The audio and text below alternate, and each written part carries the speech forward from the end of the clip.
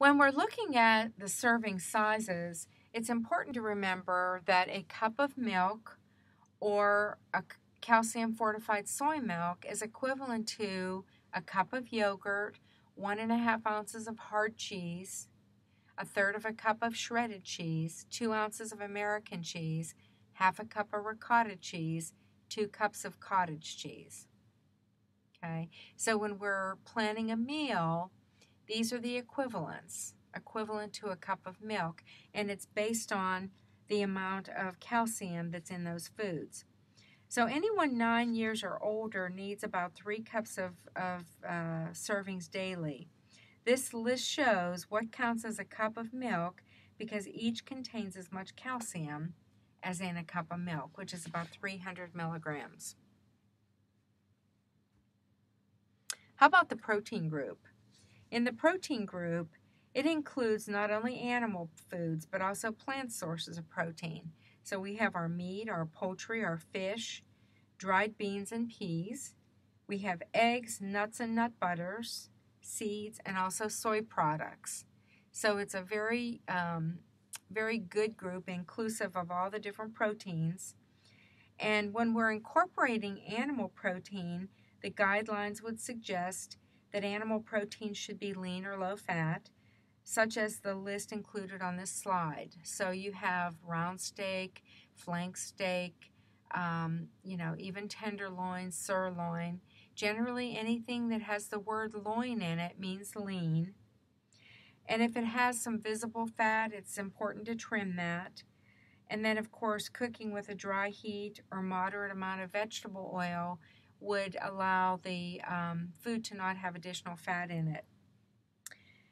Dried beans and peas are actually the mature form of legumes, such as kidney beans, pinto beans, lima beans, black-eyed peas, also lentils. Dried beans and peas are actually the mature forms of legumes, such as kidney beans, pinto beans, lima beans, black-eyed peas, and lentils. They can be counted either as a vegetable or a protein group serving, which may be a little confusing, but you have to consider that these foods would be adequate for anyone, but a person who is planning a vegetarian diet would be their primary sources of protein and also can be incorporated as a vegetable. What about a serving? Well, a 1 ounce serving of meat, poultry, or fish is equivalent to a half a cup of cooked dry beans, an egg, 2 tablespoons of peanut butter, 1 ounce of nuts or seeds, a quarter of a cup of tofu, or a half a soy or bean burger patty. Okay, so the important thing here is to remember the equivalents. And you'll see that again, possibly on a quiz or a test, but it's important to understand what the equivalents are so that when you're planning meals that you certainly understand what the substitutions might be if you're not using meat, poultry, or fish. Now, this doesn't mean that a serving is an ounce, because a serving would possibly be 3 ounces. So that means that if you're trying to incorporate the equivalent amount of protein, you might have to use 1.5 cups of dry beans that are cooked. Meal planning can be challenging, but it's also exciting, understanding the importance of variety and also learning the serving sizes. So each of the foods listed on here contain a similar amount of protein as found in an ounce of meat. So for example, you can count 2 tablespoons of peanut butter or 1 egg as an ounce of protein requirement. When you're eating protein, obviously you're getting protein. You're also getting B vitamins such as niacin, thiamine, riboflavin, and B6, and also iron. Now, some protein foods in this group are high in saturated fat, which can contribute to developing heart disease. So the emphasis should be on fatty cuts of meat that are leaner. So for instance, foods that are high in saturated fat, like high-fat beef, like a a well-marbled ribeye steak may not be included as often. Maybe have a piece of tenderloin or a flank or a flat iron steak more often than a fatty cut. And some of the other protein foods that are really high in saturated fats are your sausages, hot dogs, bacon, luncheon meats. And what saturated fat does is raise your blood cholesterol, so it increases your risk for heart disease, which we're going to talk in great detail about the different types of fat in our diet. But for the purposes of understanding the My Plate, it's important to choose leaner cuts of any kind of protein that we're eating. Another part of the My Plate is the oil. The oil. It's not necessarily a food group, but when we're eating a 2,000 calorie diet, it allows up to 6 teaspoons of oil a day. That doesn't seem like a lot, especially when you consider that a lot of people are eating fried food, sauces, gravy, and that is again why it's hard for a lot of people to manage their calorie budget, because oil and fat is very nutrient dense. For the sake of comparison, when we talk about fruits and vegetables and grains, which are carbohydrates, those are 4 calories a gram. And when we're eating food from the fat group or the oil group, it's 9 calories a gram. So that's why even on a 2,000 calorie diet, it's not unlimited amounts of fat. And I'm using the word fat and oil interchangeably. And when I refer to oil, I'm really referring to a liquid state, and that's really a healthier type of oil. You want to include vegetable oils in our diet because those are healthier for heart health. The exception is palm oil, coconut oil, and palm kernel oil. Those are also vegetable oils, but those are not recommended because they are more highly saturated and have a tendency to raise the risk of heart disease. On the other hand, oils found in olives, nuts, avocados, and also seafood, like in the form of omega-3 fatty acids and fatty fish, are very beneficial. And then also oil in mayonnaise, oil-based salad dressing, and soft margarine that has no trans fat. So there's a lot of different areas in the food supply that we get oil. So how do you count it? How do you count the oil you eat? A tablespoon is considered 3 teaspoons. A tablespoon of margarine is about 2.5 teaspoons. A tablespoon of mayonnaise is 2.5 teaspoons of oil.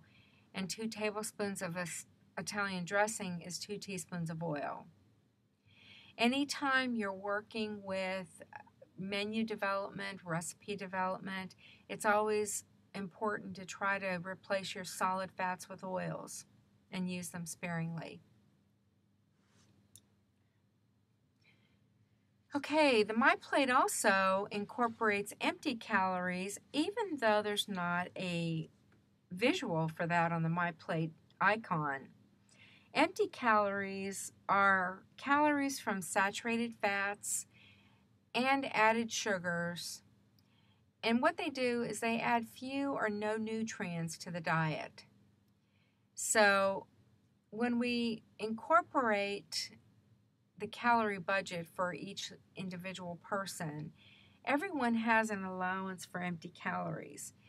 When you look at the average standard American diet right now, most people are eating about 35% of their daily calories from saturated fat and added sugar.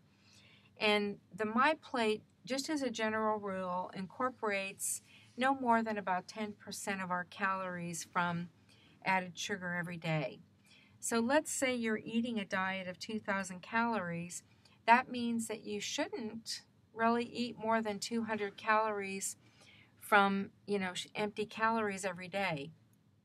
For example, if you're eating a candy bar every day for a snack, an average candy bar is about 250 calories.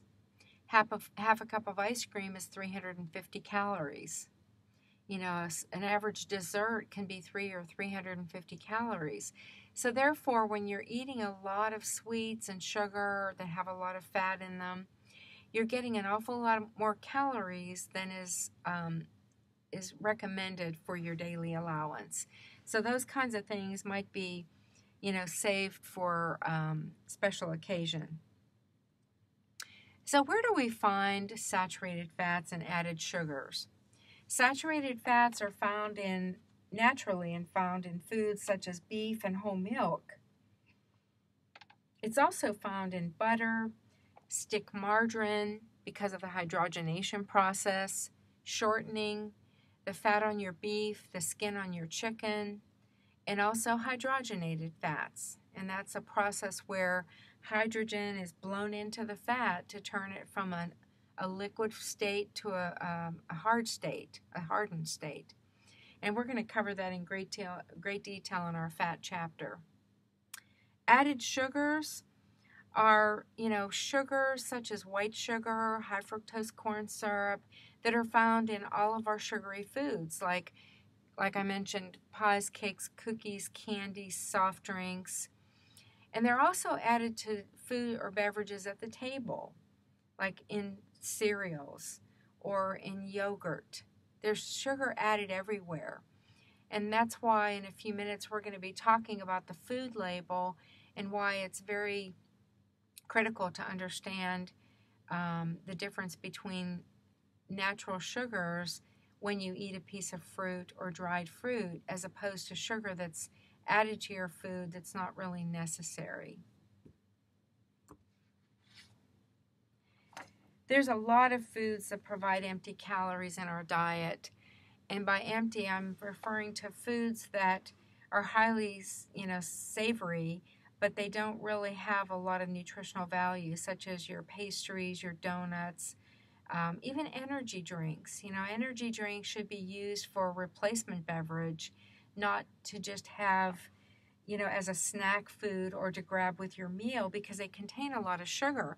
But when you use them as a replacement for electrolytes when you're working out, it serves a purpose. Cheese and pizza contain a lot of saturated fat.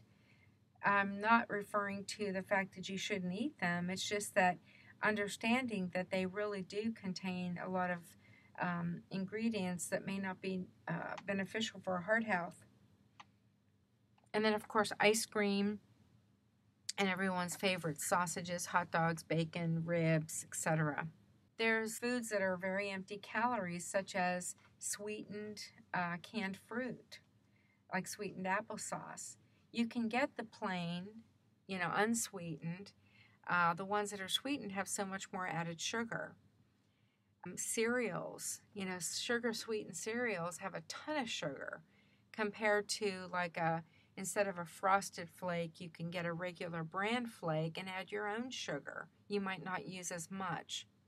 When it comes to saturated fat, it's better to use very lean ground beef, like a 92.8 or 93.7% ground beef instead of, a very high-fat ground beef. Anytime you're using the skin on your chicken, or if you're breading or battering and frying chicken, it really provides a lot more calories than you really need.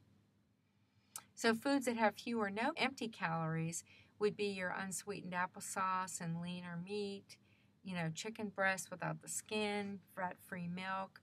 So there's a lot of ways of substituting. So you don't have to give up, but certainly make the substitution. And if you want foods that have a lot of the empty calories on the left-hand side, then you have to really not have them as often or have a smaller amount. So just to summarize these dietary guidelines, we have, and actually I want you to remember that they're from 2015 to 2020 because every 5 years they're updated. The dietary guidelines are updated every 5 years, and they're designed to promote dietary changes to improve health, reduce the risk of chronic disease, and also reduce the number of people who are overweight or obese. So when they're revised, all those situations are taken into consideration.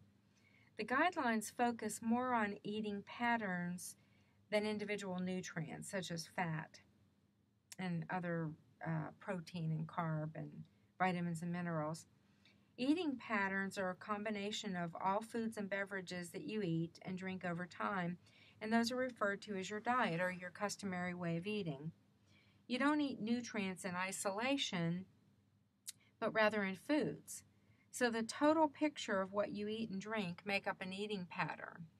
So that's why it's important to look at the whole big picture. Eating patterns are more predictive of your overall health status than individual foods or nutrients that you might consume. So that's why if you have a candy bar occasionally, or if you have a soft drink occasionally, it's not really going to predict, whether you're going to have a chronic disease or not. But if you eat those foods chronically and not incorporate some of the other foods, then, maybe we can make a prediction of how your health will be in the long run. So the guidelines, summarize our current level of nutrition knowledge.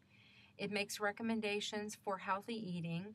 And why I say healthy eating is because down the road, the third part of this semester, we'll be talking about disease states and how the diets are so different when you're cooking or planning menus for someone who have, let's say, diabetes or heart disease or high blood pressure or gastrointestinal issues. So the guidelines are actually made for healthy people over the age of 2 to promote health and to reduce their risk of disease. Promotes meeting nutritional needs from foods and not really from supplements.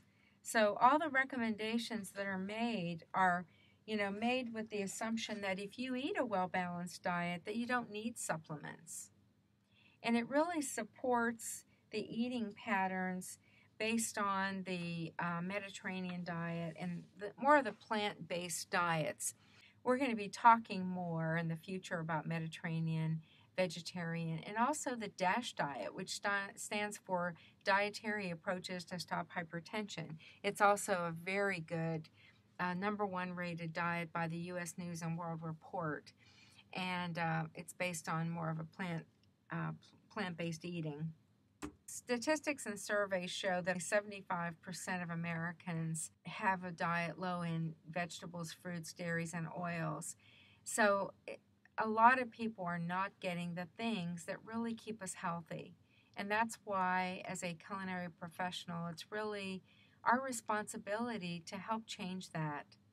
And only 20% of Americans meet the requirement for physical activity. So when we're looking at the dietary guidelines for Americans, there are the guidelines, which we've covered a little bit, but what I want you to do is realize that the dietary guidelines have 5 guidelines and 10 recommendations.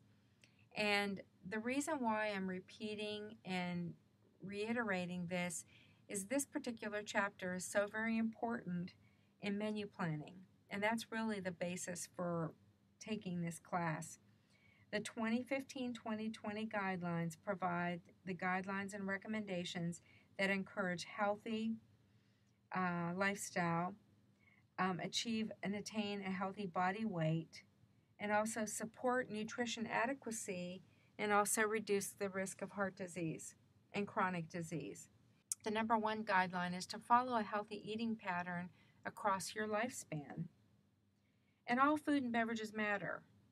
You want to choose a healthy eating pattern at an appropriate calorie level to help achieve and maintain healthy body weight, support that nutrient adequacy, and reduce the risk of chronic disease. Not only heart disease, but cancer such as colon and rectal cancer, postmenopausal breast cancer, etc. And a healthy eating pattern is just what we've been talking about.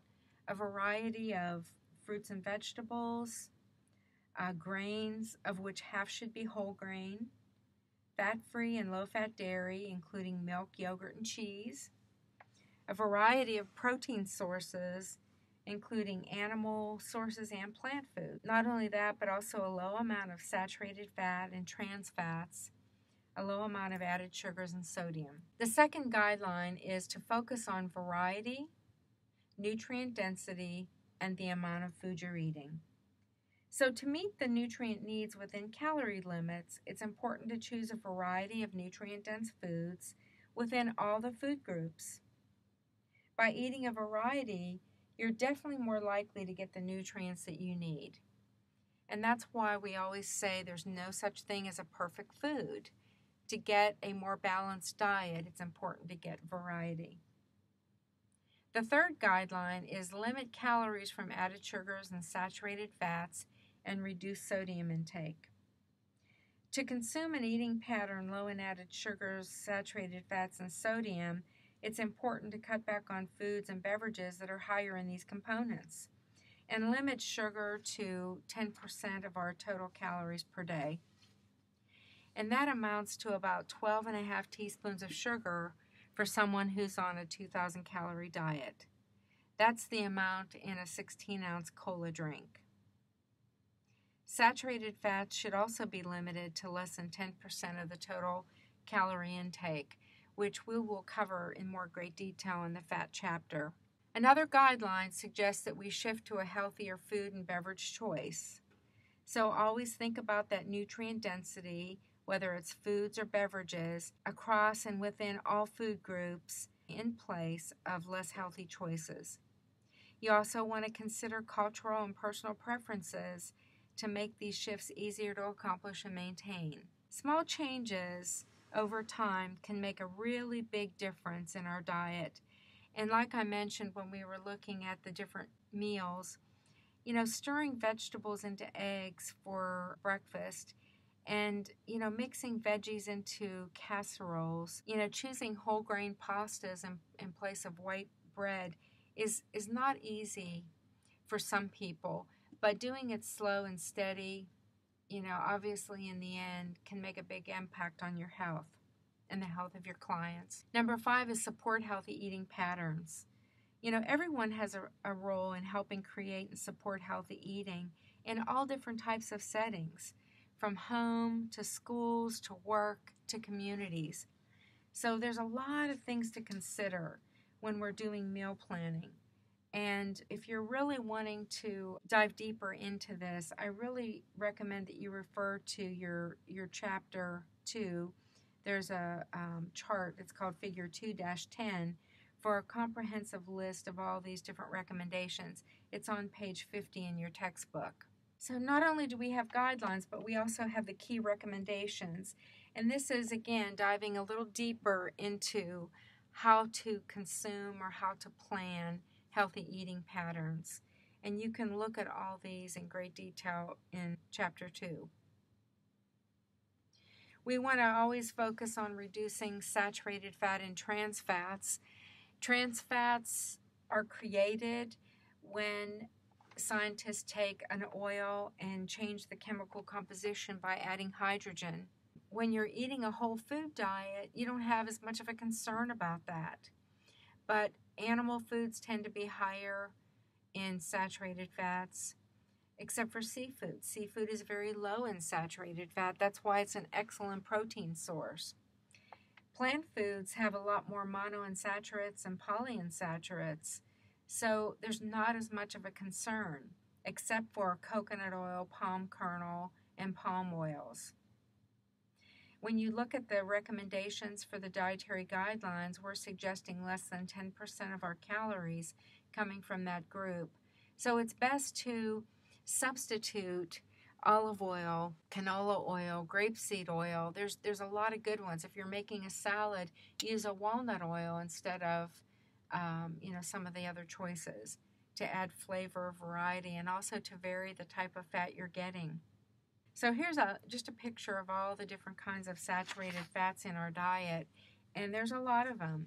But we can definitely make choices to change and make substitutions. So instead of your whole milk dairy products, choose lower fat dairy products. In the case of cheeses, maybe low fat dairy products or low fat cheeses don't really taste that good. So maybe you choose a high fat cheese, but don't use as much of it. So that would be another way to, lower your intake of saturated fat.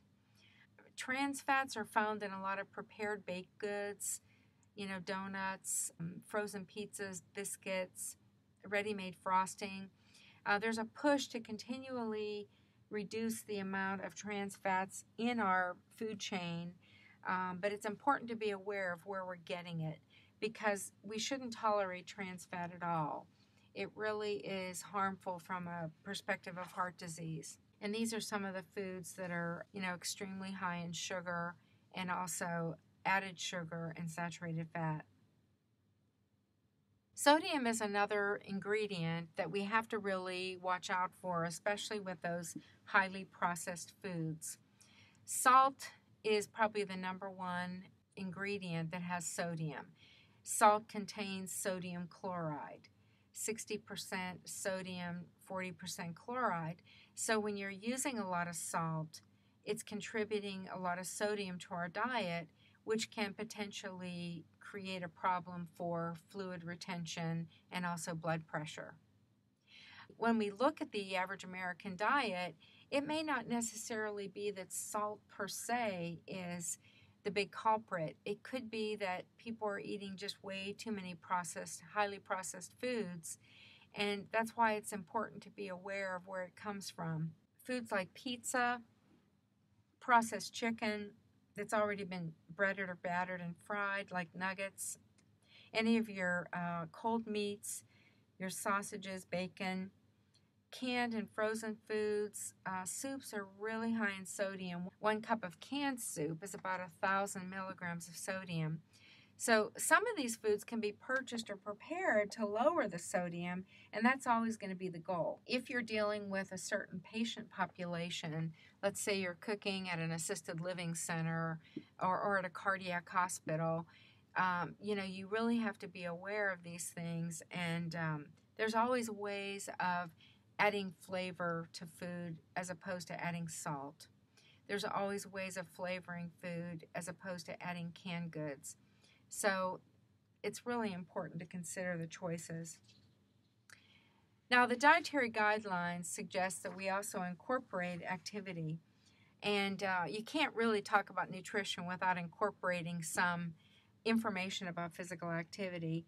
Adults should get about 2 hours and 30 minutes each week of moderate intensity aerobic physical activity, and also muscle strengthening exercises on at least 2 or more days a week. So we all need to focus on aerobic, strength, and also flexibility. Youth ages 16 to 17 years old need at least 60 minutes of physical activity each day. So that's another focus in the dietary guidelines, because you can't have one without the other. Okay, so when we're buying food in the grocery store that's packaged, it's important to understand the food labels and the nutrition fact labels. First, we want to look at how to read labels on foods at the grocery store. The amount of information really varies on each product, but all foods must contain at least the name of the product, a list of the ingredients, and you'll see on this slide that the ingredients are present with the largest amount being first by weight, and then they're listed in descending order by weight, so that the final ingredient that you see on this page is present in this product in the smallest amount. So labels also have to carry information on the net contents in weight, measure, or count. And that's what it measures without the packaging. It also has to incorporate the name and address of the manufacturer, the packer, and the distributor. And that's very important, because if you ever have a bad product, or if there's ever any foodborne illness related to a product, you have to be able to talk to whoever is in charge of manufacturing that product. Every label has to contain nutrition information, and that's for most food. All ingredients must be listed on the label and identified by their common names that consumers can identify, especially because of the presence of food allergens. And the ones that are most common food allergens are from milk, eggs, fish, crustacean shellfish such as crab, lobster, and shrimp, tree nuts such as almonds, walnuts, pecans, peanuts, wheat, and soybean. So there's a lot of information on these products. What you see many times on the front of the package is actually marketing. So it's important to understand where to look for the information that is regulated by the U.S. government. So this is what the nutrition fact label looks like. It was supposed to change in 2018. But the FDA issued a proposed rule to delay compliance for the new label until January of 2020. The food manufacturers have until 2020, and you can imagine how happy they were. The current label is more than 20 years old. It's time to make changes based on updated scientific information, new nutrition information, and also public health research. And also the more recent dietary recommendations from expert groups. When designing the new label, they also get input from the public. So this is what the current label looks like, that has information about size, the number of servings per container, several of the different nutrients. And then at the very bottom, you can see that it gives a standard diet, and it's basing everything on a 2,000 calorie diet. So when you're looking at, let's say, the amount of vitamin A in this product, it says 10% of the daily value. Well, that percent of daily value is based on a 2,000 calorie diet. So let's say you are a small framed person and you're only eating 1,500. That number, specific number, doesn't necessarily apply to you. You would have to calculate it down. So there's a lot of math that's used in looking at the food label. As of January 2020, what will be different on the new label?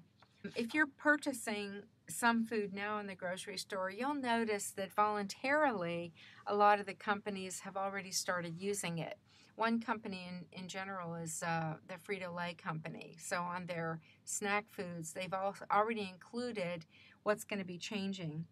The new nutrition fact label will make it easier for consumers to make informed decisions about the food they eat. Serving sizes will be provided in more familiar units, such as cups and pieces. The household measure is easier to understand, but it will also include the metric measure, which will give it a really more of a precise idea of the amount.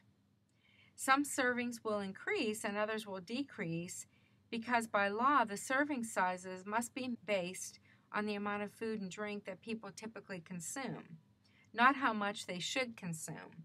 So for instance, even though we would recommend that you eat less ice cream was a half a cup on the fact label, and they're actually changing it to a cup. So it's actually more calories, but it's also closer to the amount that most people eat. Serving size of soda was listed as 8 ounces, but yet a can of soda is 12 ounces. So the new labeling is going to be based on what people actually consume. So it'll be more relatable. This size of serving on the food package influences all the different nutrients. So when you look at the serving size and then look at all the different nutrients, that's exactly what you're getting in that serving size. So let's say, for instance, you're eating 2 cups of something when the serving should be 2/3 of a cup. That means you need to triple all those different calories and nutrients that you're possibly getting. Calories in the new label are going to be listed in bold and also in larger type, so you know exactly what you're getting. And I have to reiterate, it's so very important to understand the serving size. Many teeny tiny cups of food that you purchase at the grocery store, Teddy Grahams and Cheez-Its, you'll buy these little tiny cups thinking that you're getting 1 serving, and in reality, inside that cup, there's 3 servings. So you have to realize that the serving size is definitely attached to that calorie level, as well as all the different nutrients on the package. So 2/3 of a cup of this product has 230 calories, 8 grams of fat, 1 gram of saturated fat, no trans fats, no cholesterol, 160 milligrams of sodium, and on and on. And again, the reason I'm repeating this is that you will see this on a quiz, and many students have problems assimilating this information.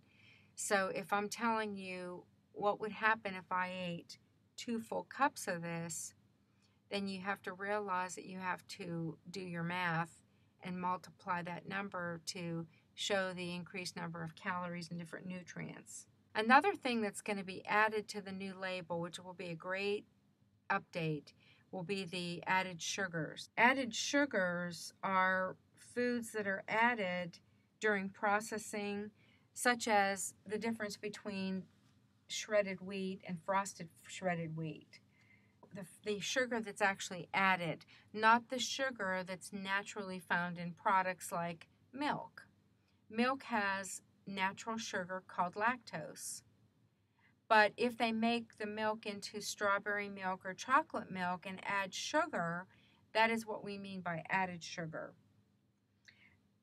Plain unflavored yogurt has lactose naturally in it, but if they have key lime pie yogurt, they have to show the amount of added sugar that they've added to that yogurt to make it key lime pie flavored. So it's going to be a lot more user-friendly and give consumers a lot more information that's needed. The content of vitamin D and potassium will be listed, and the vitamins A and C will be excluded. And the reason for that is consumers or the American population really needs more vitamin D and potassium. Typically, those are two nutrients that have been lower in our diet. So they're declaring those nutrients to show people how you can get more of those in your diet. Most people do not have problems getting vitamins A and C. So that's why they've decided to exclude those nutrients. So when we're talking about food products, many products have nutrient claims or nutrition claims. Nutrient claims must follow legal definitions. And these are all regulated by the Food and Drug Administration.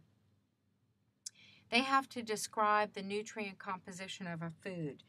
And for a more comprehensive list on the nutrient claims, go to your textbook on pages 58 to 60, and you'll see a more comprehensive list of what that means. So if a product declares that it's low calorie, it has to be 40 calories or less. So they can't just randomly say that a product is low fat, like for instance low fat cheese. Each serving has to be 3 grams or less of fat to have that claim. If it says that it's high in something, it has to be 20% or more of the daily value. So when you see something on a food label that actually makes a nutrient claim, it's regulated by law. And there are consumer education groups, consumer groups that actually, alert the FDA when companies aren't following the regulations. Health claims are another thing. Claims on food labels that state certain foods or substances as a part of a healthy diet may reduce the risk of certain disease. These also have to be approved by the FDA before they can be used on food labels. Page 60 of your textbook has a chart that lists food label health claims that have significant scientific agreement. So like for instance, diets low in sodium may reduce the risk of high blood pressure, a disease associated with many factors. Okay, this claim can be put on food that meets criteria for low sodium food. So if a product has 140 milligrams or less per serving, and if a person eats only a serving, it may reduce their risk of high blood pressure. So that would be an example of something that can be approved. Can you think of any other products that contain health claims? What about oatmeal? Diets rich in fiber, especially soluble fiber like oats, may reduce the risk of heart disease. In 2007, the Quaker Company was almost sued by a consumer advocacy group called the Center for Science in the Public Interest for exaggerating the health benefits of eating oatmeal. The article goes on to say that Quaker will no longer describe its oatmeal as a unique whole grain food that actively finds cholesterol and removes it from the body, and it will no longer display a graph that greatly exaggerates the cholesterol-lowering potential of oatmeal. So sometimes it has to do with wording and implications. So we all know oatmeal is a healthy food. It's a very good food. It's a whole grain. But the Center for Science in Public Interest said that it was no excuse to give people the impression that it will miraculously remove cholesterol from your arteries. So after that incident, Quaker's packaging and advertising read, and still does, as part of a healthy diet, the soluble fiber in oatmeal helps remove cholesterol.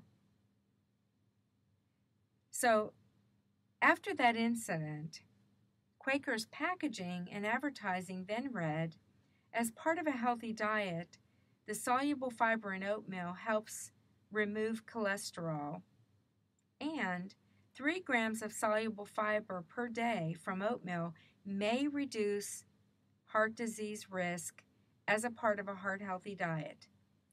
So the changes were modest, but they made the new label truthful.